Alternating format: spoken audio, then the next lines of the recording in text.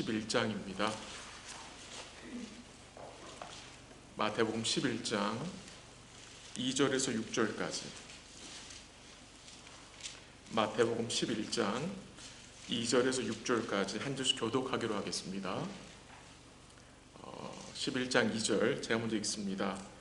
요한이 옥에서 그리스도께서 하신 일을 듣고 제자들을 보내어 예수께 여짜오되 오실 그이가 당신이 옵니까? 우리가 다른 이를 기다려옵니까? 예수께서 대답하여 이르시되 너희가 가서 듣고 보는 것을 요한에게 알리되 맹인이 보며 못 걷는 사람이 걸으며 나병 환자가 깨끗함을 받으며 못 듣는 자가 들으며 죽은 자가 살아나며 가난한 자에게 복음이 전파된다 하라. 같이 할게요.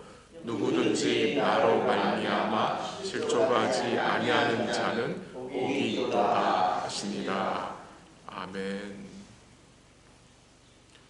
혹시 주님 때문에 실족해 보신 적 있으세요? 주님 때문에 실망해 보신 적 있으신가요? 아마 있으실 겁니다.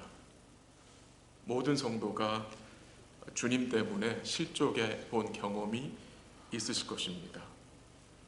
주님이 모자라고 주님의 능력이 부족해서 실망하고 실족한 것이 아니라 우리 스스로 우리 주님을 오해해서 실망한 경험이 또 실족한 경험이 있으실 것입니다. 우리는 계획이 틀어지고 기도하는 일에 주님이 뜸을 들이신 것 같이 여겨진다거나 또 우리가 원하는 바 이루어주지 않고 다른 쪽으로 길이 열릴 때 우리는 실망할 때가 있고 또한 실족할 때가 있습니다. 우리는 부족해서 이 기도 제목이 항상 내가 원하고 내가 기도하는 대로 이루어지는 것으로 생각할 때가 많은데요. 결국 뭐가 이루어집니까, 여러분? 우리의 뜻과 우리의 생각이 아니라 결국 이루어지는 것은 하나님 아버지의 뜻입니다. 그렇게 연결을 하셔야 합니다. 그리고 그것에 우리는 정말 감사해야 합니다. 만약 우리가 기도한 대로 모든 게 이루어진다면 우리 인생은 굉장히 망가질 수 있습니다. 왜 그렇습니까? 우리가 정욕에 따라 구할 때가 많잖아요. 내 욕심을 따라 구할 때도 많잖아요. 우리가 잘못 구할 때도 많이 있거든요. 그래서 내 뜻이 이루어지고 내 기대가 이루어지는 것보다 정말 중요한 것은 우리 아버지의 뜻이 이루어지는 것입니다. 그게 기도 응답입니다. 그것이 하나님이 기뻐하시는 거잖아요.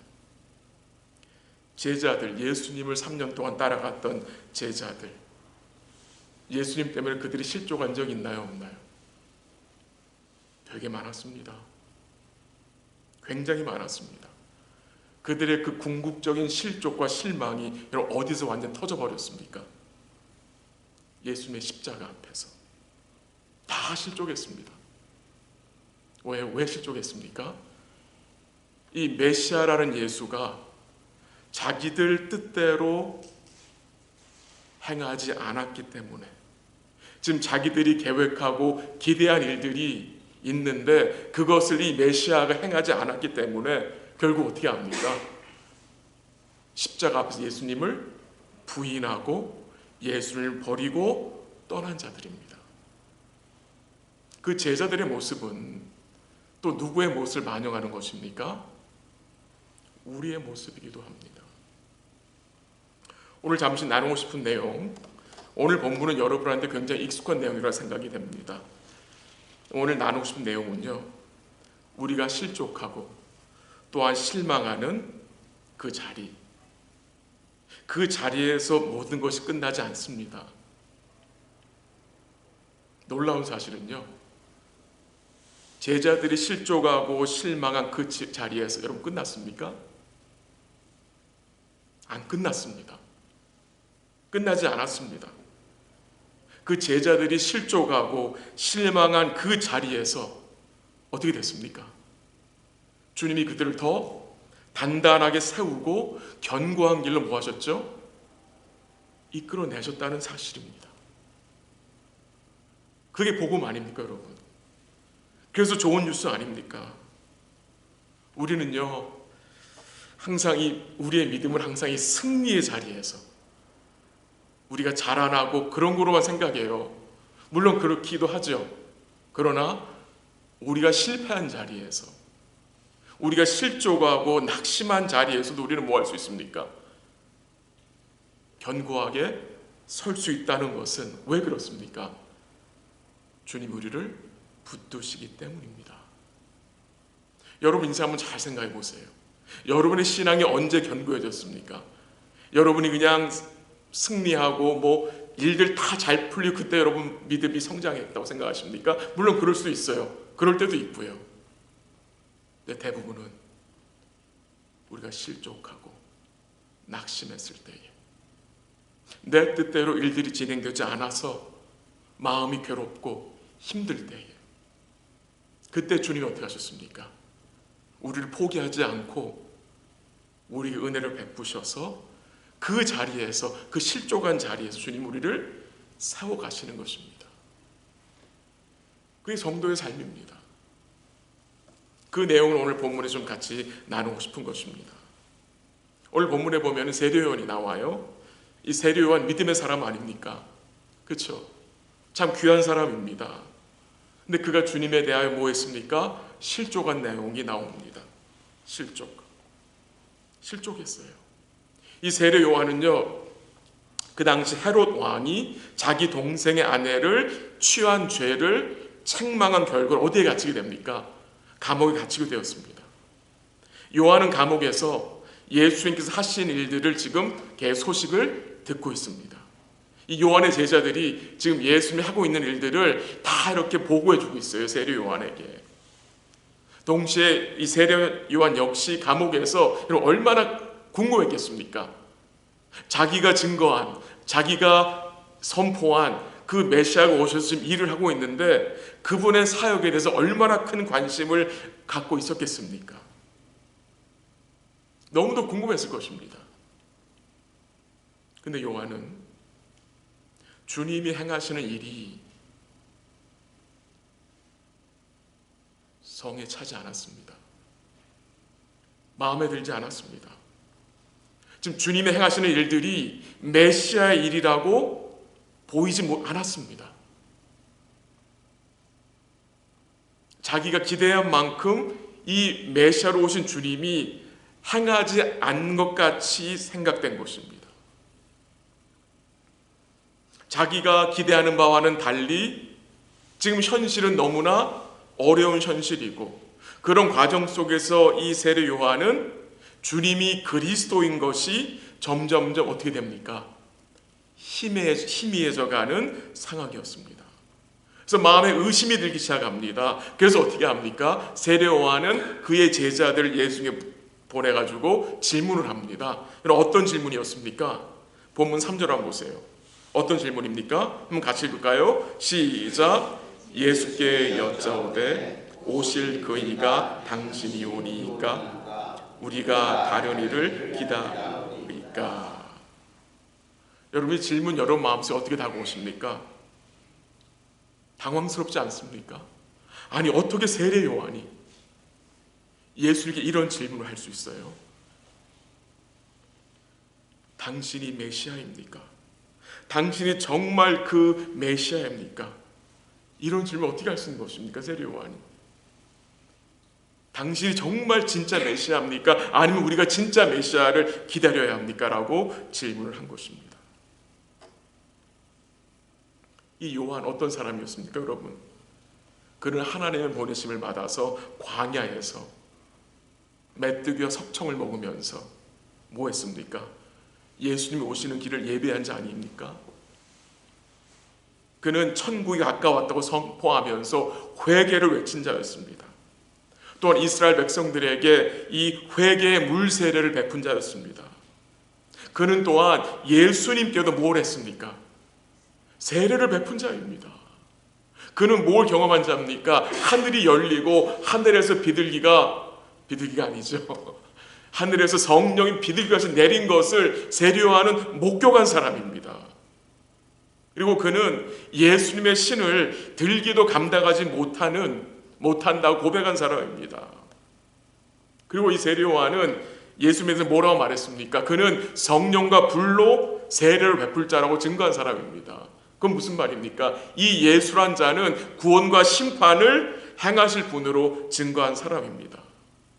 그는 또한 예수를 보고 뭐라고 외쳤습니까? 보라, 이는 세상 죄를 지고 가는 하나님의 아들입니다라고 증거한 자입니다.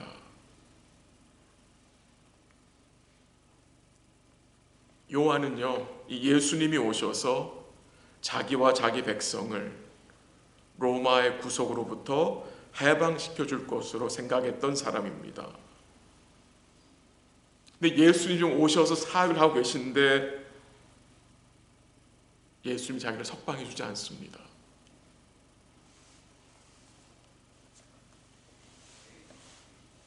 그러니까 그런 생각들이 계속 들었을 것입니다.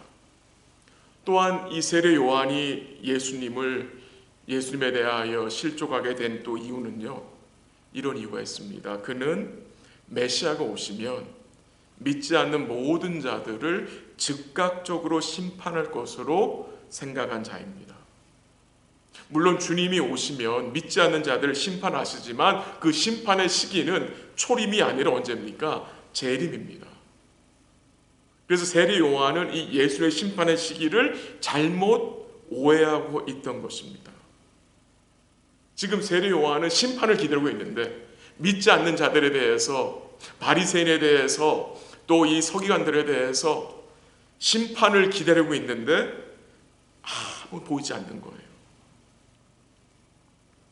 그래서 요한은 예수님이 정말 메시아인지 의심이 든 것입니다. 왜요? 감옥에서 그는 들리는 소리가 자기의 기대와는 너무도 달랐기 때문입니다.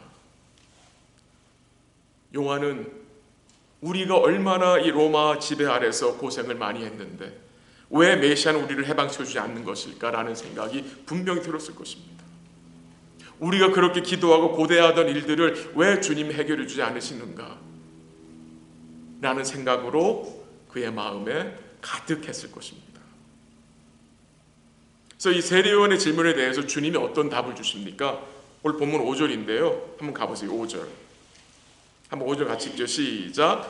맹인이 보며 못 걷는 사람이 걸으며 나병 환자가 깨끗함을 받으며 못 듣는 자가 들으며 죽은 자가 살아나며 가난한 자에게 복음이 전파된다 하라. 그게 전부였습니다. 지금 요한이 그의 제자들을 예수님 보내서 당신이 진짜 메시아입니까? 라고 물었을 때 그래 내가 진짜 메시아다. 너 요한에 가서 반드시 전해라. 내가 그 구약에서 약속한 메시아다라고 말하지 않았습니다. 예수님은. 뭐라고 말씀하셨습니까? 맹인이 눈을 뜨며 나병 환자 깨끗함을 받으며 못 듣는 자가 들으며 죽은 자가 살아나며 가난한 자에게 복음이 전파된다 하라고 말씀하셨습니다. 지금 왜 이렇게 예수님 말씀하셨을까요? 지금 예수님 단순히 그가 행하시는 표적을 세례 요한에게 지금 알려주는 것이나 잘하는 것이 아닙니다. 그 개역개정 성경에 보면은요, 그 5절 맨 마지막에 그 9절이 나오죠. 이사야서 35장 4절 6절 그 붙어 있죠. 아마 없는 분도 있을 텐데 대부분 붙어 있을 것입니다. 그 각주가 붙어 있어요. 그 레퍼런스 붙어 있어요. 제가 그 부분 읽어드릴게요. 이사야서 35장 4절 6절인데요. 한번 들어보십시오. 겁내는 자들에게 이르기를 굳세어라 두려워하지 말라 보라 너희 하나님이 오사 보복하시며 갚아주실 것이라 하나님이 오사 너를 구하시리라 하라. 그때 맹인의 눈이 밝을 것이며 못 듣는 사람의 귀가 열릴 것이며 그때 저는 자는 사슴같이 뛸 것이며 말 못하는 자의 혀는 노래하리니 이는 광야에서 물이 솟겠고 사막에서 시내가 흐를 것입니다. 지금 예수님 뭘 말씀하세요? 구약의 이사야 선지자가 예언한 내용이에요. 무엇에 대한 내용이에요? 메시아가 오시면 그 행하실 일들을 예언한 것을 예수님이 인용해서 가져온 거예요. 왜요? 본인이 메시아이심을 구약의 말씀을 통해서 요한에게 뭐 한 거예요? 증거한 것입니다. 왜? 요한이 뭘 알고 있어요? 그 구약의 예언을 알고 있기 때문에. 한 절 더 읽어드릴게요. 이사 61장 1절인데요. 들어보세요. 주 여호와의 영이 내게 내리셨으니 이는 여호와께서 내 기름을 부으사 가난한 자에게 아름다운 소식을 전하려 하심이라. 나를 보내사 마음이 상한 자를 고치며 포로된 자에게 자유를, 갇힌 자에게 노임을 선포하며. 역시 이 구절도 예수님이 이제 인용한 그 부분에 포함되는 것입니다. 지금 이 구절을 지금 인용하셔서 말씀하신 이유가 무엇이겠습니까? 나다. 내가 메시아다. 내가 구약에서 예언한 그 메시아다. 나는 지금 이 구원 역사를 이루고 있다는 것을, 그 예언을 성취하고 있다는 것을 지금 요한에게 뭐 하는 거예요? 상기시켜주고 있는 것입니다. 그러면서 6절에 뭐라고 말씀하세요? 6절에, 본문 6절에 누구든지 나로 말미암아 실족하지 아니하는 자는 복이 있도다 라고 말씀을 하십니다. 실족하지 않는 자. 우리는 믿음 생활하다가 실족하고요. 기도하다가도 실족하고, 교회 섬기다가도, 봉사하다가도 실족하고, 성도와 관계를 맺으면서도 맺고 지내다가도 실족하고, 때로는 세상의 이 악인들의 그 형통을 보고도 실족할 때가 있어요. 세례요한이 그랬잖아요. 제자들이 그랬어요. 요한이란 자, 이 믿음의 사람, 메시아에 대해서 예언한, 예언뿐만이 아니라 그 길을 예비한 이 세례 요한은 주님으로 실족한 사람입니다. 제자들도 마찬가지예요. 3년을 따라다녔는데, 3년을 따라다녔는데 그들은 예수님 십자가 돌아가실 때에 다 떠나갔어요. 그 말은 무슨 말입니까? 예수님이 왜 십자가에 죽으셔야 하는지 그들은 몰랐던 거예요. 그들은 주님이 부활하신다고 약속하시고 말씀하셨지만 그들은 부활조차도 뭐예요? 믿지 않았습니다. 부활의 주님이 제자들을 찾아왔을 때 제자들이 뭐라 그랬죠? 귀신이라고 했습니다. 귀신.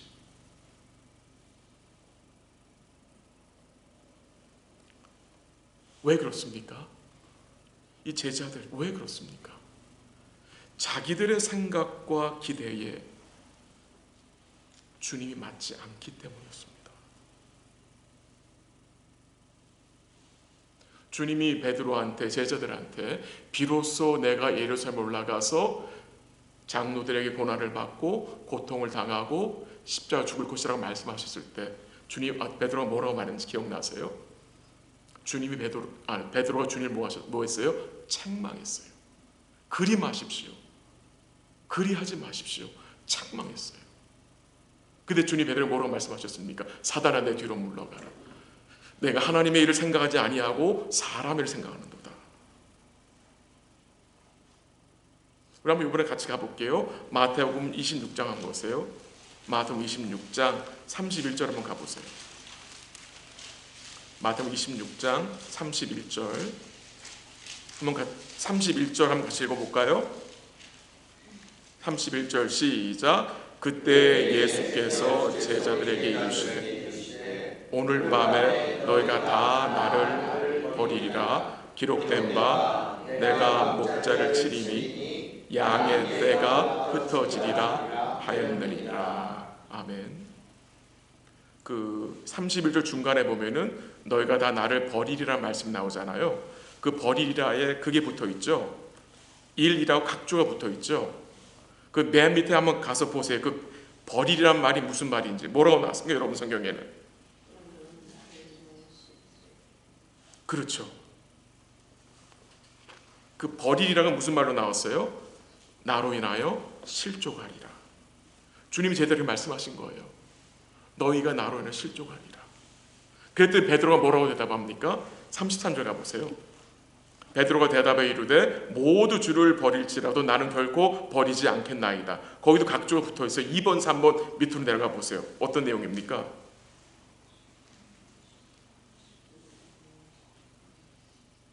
모두 주를 인하여 실족할지라도 나는 결코 뭐하지 않겠대요? 진짜 대단하죠.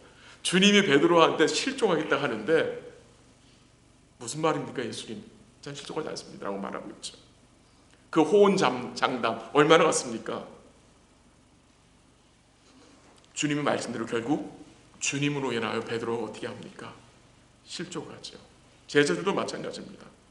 모두 주님으로 인하여 실족해서 다 주를 버리고 떠나버렸습니다. 그러나 놀라운 사실이 무엇입니까? 주님은 이런 제자들을 버리지 않았다는 것입니다. 주님은 제자들로 인하여 실족하지 않았습니다. 주님은 그들을 끝까지 붙들어 주셨고요. 그래서 소망이 있는 거 아니겠습니까? 여러분, 실족한 베드로를 위해서 주님이 무엇을 약속한지 혹시 기억나세요? 누가복음 22장 31절 32절에 보면요, 한번 들어보세요. 제가 읽어드릴게요. 시몬아 시몬아 보라 사단이 너를 밀가부르듯 하려고 요구하였으나 그러나 내가 너를 위하여 내 믿음이 떨어지지 않기를 기도하였노니 너는 돌이킨 후에 내 형제를 굳게 하라. 주님 뭘 약속하세요? 내가 너를 위하여 기도할 것이다. 그러니까 베드로는 실족할 수밖에 없지만 우리 주님께서 뭐요?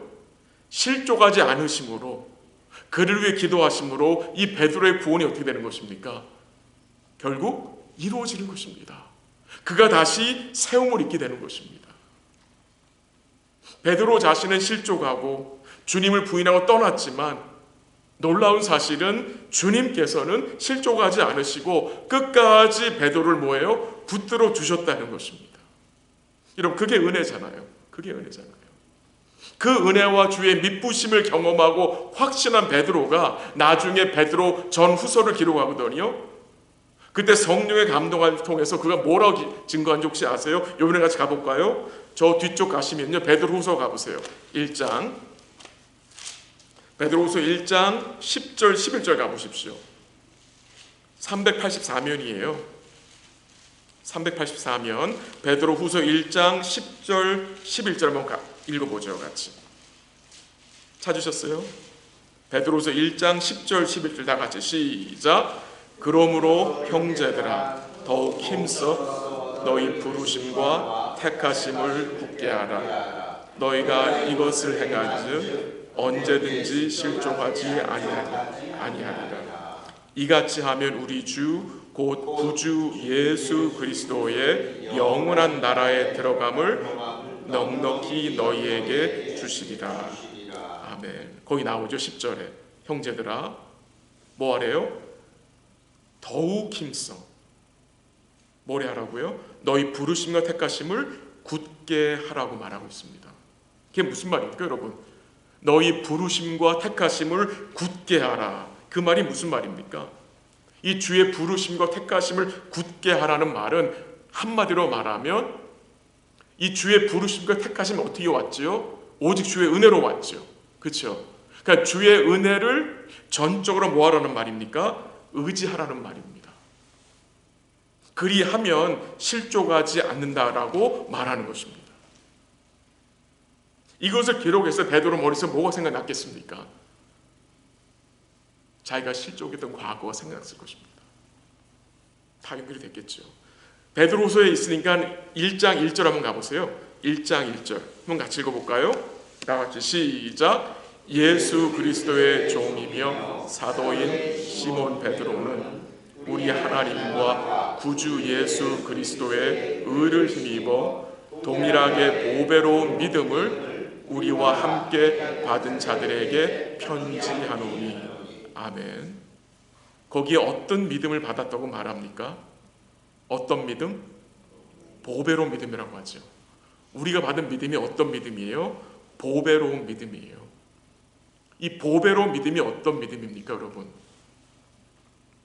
우리는 연약하여 실족할 수 있고 넘어질 수 있지만 우리 주님께서는 우리를 버리지 않으시고 끝까지 붙드시고 은혜 베풀어 주시는 미쁘신 분임을 믿는 믿음이 어떤 믿음? 보배로운 믿음입니다. 그게 보배로운 믿음입니다. 나는 연약해서 실족할 수 있고 실망할 때가 있지만 나 같은 자를 주님 버리지 않으시고 끝까지 붙드셔서 은혜 주시는 주님이심을 믿는 믿음이 보배로운 믿음입니다. 혹시 오늘 이 자리에 여러 가지 일로 실망스러운 마음으로 오신 분이 계십니까? 만약 그런 분이 계신다면 너무 낙심하지 않으셨으면 좋겠습니다. 주님이 우리가 원하는 방식과 또한 즉각적으로 우리의 기대에 답하지 않으실 때에, 때로는 우리가 원하는 것과는 정반대로 또 길을 여실 때에 너무 크게 낙심하지 않으셨으면 좋겠습니다. 또한 그런 상황 속에서 주님 의심하고 주의 사랑을 또 주의 선하심을 의심하지 않으셨으면 좋겠습니다. 도리어 그때 우리는 어떻게 해야 합니까? 나의 그 바램과 나의 기대를 다시 한번 말씀으로 돌아봐야 합니다. 또한 한 가지 더, 한 걸음 더 나아가서 우리는 우리의 바램대로 기대대로 되지 않은 것으로 인하여도 뭐 해야 합니까? 감사해야 합니다. 만약에 주님이 세례 요한의 기대대로 행했다면, 만약에 주님이 그의 12 제자들이 원하는 바람과 기대대로 응하였다면 여러분 어떻게 됐겠습니까? 주님이 십자가로 나가는 그 길에는 더 많은 고난과 장애물이 수없이 더 많아졌을 것입니다. 우리 사랑하는 성도 여러분, 기억하십시오. 우리에게는 실족하지 않으시고 우리를 신실하게 붙드시고 은혜로 함께해 주시는 주님이 계신다는 사실, 이 사실이 얼마나 복된 것인지 여러분 꼭 기억하시면 좋겠어요. 이 베드로가 증거한 것 같이요, 주의 부르심과 택하심의 은혜가 임한 성도들을 주님이 어떻게 하세요? 끝까지 놓지 않으시고 포기하지 않으시고 은혜를 베풀어 주신다는 것입니다. 그게 주님의 약속인 것입니다. 세례 요한은 자신의 기대하고 생각한 것처럼 주님이 행하지 않았기 때문에 그 오신 메시아에 대해서 거리감을 느끼고 실족했었어요. 근데 그 마음이 분명히 주의 은혜로 회복되었을 것입니다. 근데 이 세례 요한이 한 가지 잘한 것이 있어요. 그게 무엇입니까? 주님에 대해서 의구심이 들고 실족한 마음이 들었을 때 어떻게 했어요? 주님께 물었습니다. 제자들을 보내서 물었습니다. 그건 잘한 것 같아요. 우리에게도 이런 부분이 필요하죠. 내 생각과 내 기대대로 일들이 진행되지 않을 때에 우리는 어떻게 해야 합니까? 주님께 물어야 합니다. 주님께 말씀을 통해서 묻고 기도를 통해서 물어야 합니다. 그게 성도의 바른 자세라고 생각이 됩니다. 기도로 주님께 물어야 되는데 어떻게 물어야 되겠습니까?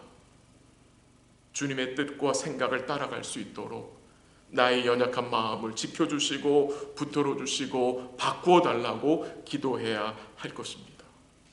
또한 인내하는 마음을 달라고 구해야 될 거라고 생각이 됩니다. 그래서 참 우리가 믿음 생활하면서 교회도 그런 것 같아요. 우리가 계획하고 일을 추진하는데 우리의 계획대로 일들이 진행되지 않을 때가 참 많잖아요. 또 기도하고 있는 그 기도의 내용들이 그 응답이 우리 눈에 보이지 않을 때가 참 많이 있잖아요. 그런데 할지라도 우리를 끝까지 붙드신 주님으로 인하여 그 주님 때문에 조금 덜 실망하고 조금 덜 실족하면 좋겠습니다. 찬송가 88장 내 진정 사모하는 찬양 여러분 아시죠? 그 2절 가사에 이런 내용이 있어요. 한번 들어보세요. 온 세상 날 버려도 주 예수 안 버려 끝까지 나를 돌아보시니라는 이 가사가 참 마음에 와닿아요. 온 세상 날 버려도 주 예수 안 버려. 우리는 이 세상에 살고 있잖아요. 이 세상이 어떤 세상입니까?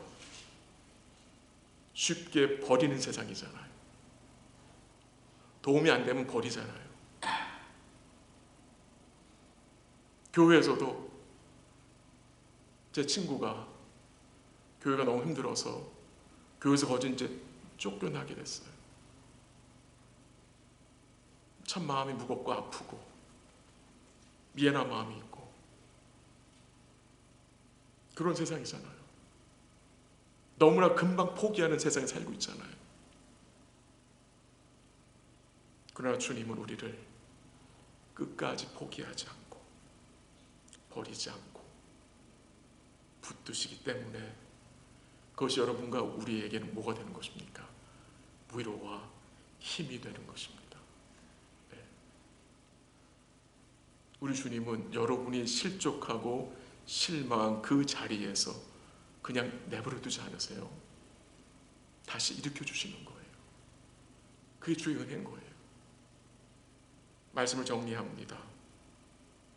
주의 말씀이, 우리 주의 인도하심이 나의 생각과 다르고 나의 기대와 다를 때에 실족할 수 있습니다.